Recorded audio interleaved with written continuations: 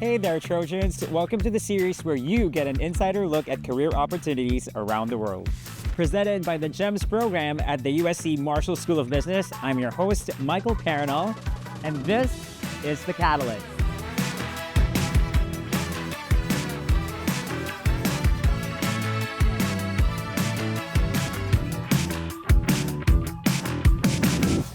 Hey everyone, and welcome back to the award-winning podcast, The Catalyst. This time, we're in Austin, Texas. That's right, land of live music, breakfast tacos, and a whole lot of creative hustle. And today's guest fits right in, Scott Henderson. Scott's a former Trojan student athlete and pro baseball player who's now hitting it out of the park in marketing, branding, and startups. So grab your gloves, everyone. This one's a grand slam. Let's get into it. We're so excited to bring The Catalyst here to Austin, Texas. And now that we're here, obviously we'll have one of our best, most dynamic guests with us today, a Trojan alum, and now managing director of his own marketing consultancy. Welcome, Scott Henderson. Thank you for having me, Mike. Appreciate it. Great to meet you. Well, we always want to start out with your Trojan origin story. Yeah. So, although now you're here in Texas, I'd like to ask, how did you start with being a Trojan? Yeah. So, my dad went to SE for his for grad school. He had went to Claremont and then went to Korea and then came back and went to SE on the GI Bill. That was in the late 60s. We started going to SE football games. I guess he started going in probably 76, 77. And then he started bringing myself and my sister along back in the early 80s. Like one of my earliest memories was seeing Marcus Allen play back in the day. And so I just kind of fell in love with it. And then once I got into high school and I was playing baseball, turns out I was pretty good at the time, and realized that, hey, mate, a scholarship might be in the future. And my dad said, well, hey, SC has more national championships than anybody else. I was like, what? Are you serious? So I really started diving into SC baseball. One of my teammates in high school, his name was Aaron Boone, who's actually now the manager of the New York Yankees. He was a few years ahead of me, but he went to SC, and I'm not sure if he put in a word for me or not, but a couple years later, I got a scholarship to SC, started, I guess, in fall of '93, and yeah, that was my dream. I mean, I talked to a bunch of other schools, but SC was way at the top of the list. That's all I really wanted, and so, yeah, that's what got me to SC. Now, tell me more about your consultancy. We call it Bino Rhino, and it's in healthcare. Yes. How did you find that area of marketing to be the one that you wanted to focus in? So when I started off at Brand Institute, their niche is in healthcare branding, specifically in creating brand names for drugs and medical devices and diagnostics. The first part of that is very creative, coming up with the names, but then it goes through a really, really stringent legal review, a regulatory review, making sure that, hey, is this name going to be confused with something else? Is it ownable from a trademark standpoint? Yeah. And so my role was to identify potential clients and then present and kind of pitch the business and then negotiate the contract. And then once we got the project, then I would run it. And all the deliverables would be done in-house, but then I would present what those deliverables were.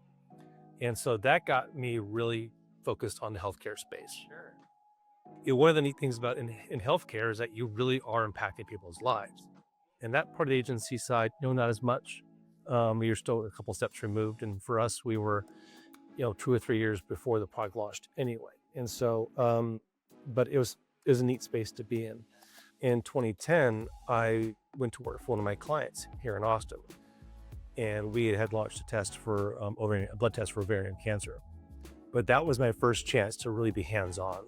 And as I've progressed in my career in healthcare, I've looked for opportunities where we really can make a difference.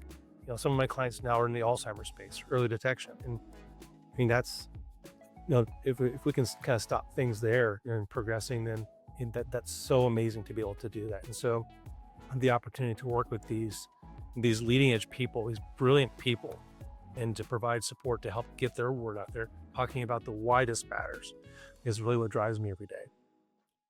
How did you get to Austin, and why did you decide Austin will be the place where you have your family? So after I played ball, moved back to California, couldn't find a job. And my girlfriend at the time, now my wife, we were asked to house sit for her aunt and uncle down in Miami because they were going to Italy for the summer. Well, it turns out that they were going to be gone for a week and they had live-in help anyway. So it was just a ploy to get us down there. And so we lived down there for about 2 years.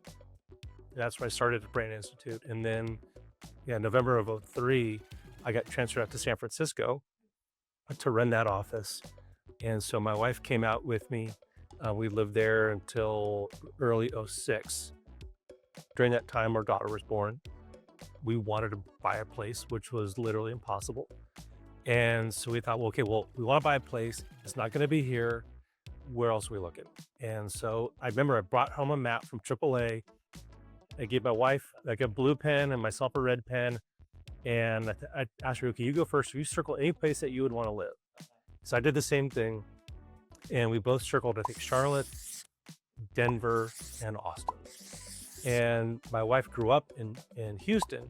So we have a little bit of a network there, not in Denver, not Charlotte. So we said, hey, let's do Austin. I'd never been here before. I told my boss at the time, I said, hey, what do you think about opening up an office in Austin? He said, let's do it. And so a week later, we were here house hunting. We saw, I think it was 27 houses in 2 days. We found a place. I think my wife found it actually and made an offer. The offer was accepted. And then I think the 90-day escrow, I think it was. And then I think I picked up the keys on, I think it was Valentine's Day. Now that we're here in Austin, that you would recommend someone who's visiting for the first time, because you've made this your home. Right. What are places that you would recommend for people to check out and spend some time here? I mean, everybody knows about 6th Street, South Congress. I think Lamar is actually a lot cooler than South Congress. There's both South Lamar and North Lamar. And then as far as just a lot of kind of small mom and pop shops up and down both South Lamar and North Lamar. So Lamar is a place to check out. I like it a lot. It's cool. Okay. Coolest spots. It's called the Broken Spoke. And it's down at the end, and it's this old school honky tonk place. I want to ask you about what's exciting to Scott Henderson. What are you looking forward to? I guess personally, with my daughter in college, exciting is to see her succeed. Yeah. To be happy and successful. My son's in high school, so he's got a little more of a runway ahead of him, but to see him, flourish on his journey. Yeah. My wife and I have been married for 21 years this year. Congratulations. Thank you. I'm blessed that we have such a wonderful marriage with each other and a strong family. Professionally, getting this agency off the ground. I've had some just lovely clients over the past few years. And I found myself much happier and healthier doing this consulting and would love to continue that. And so, all my efforts today are in support of that. Amazing. Well, Scott, thank you for welcoming us into your neighborhood. This has been such a very fruitful, enriching discussion for me, and I'm sure for everyone who's going to be watching us, and really just showcases the gems of Trojan alums that we have all over the country and all over the world. So thank you for your time. We really appreciate it. It's my pleasure, Mike. And Scott, as we always say at USC, fight on.